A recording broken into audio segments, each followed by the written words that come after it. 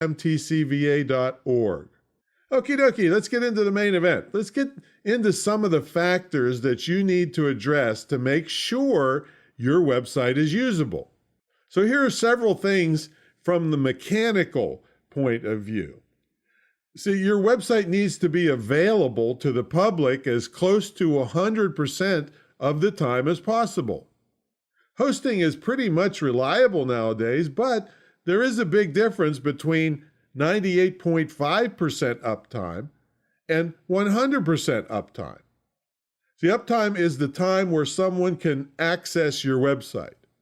A good, reliable host is important for this, and I have my current recommendation for high quality and great service website hosting in the show notes.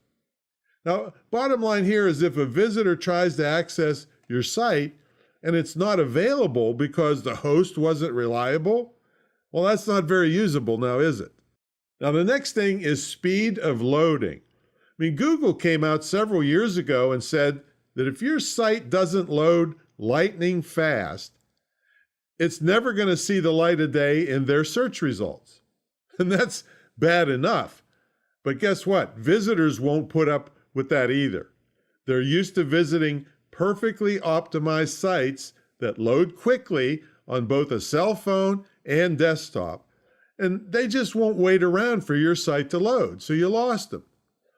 Now, even though WordPress is the gold standard of websites and has been for years, my tech guys have seen many instances of our students' sites where they have loaded in too many plugins. I mean, we've even seen sites with 3 plugins activated that all do the same thing.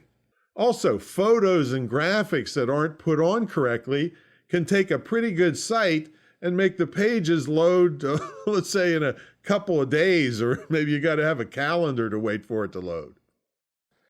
Now, the next big issue is how your site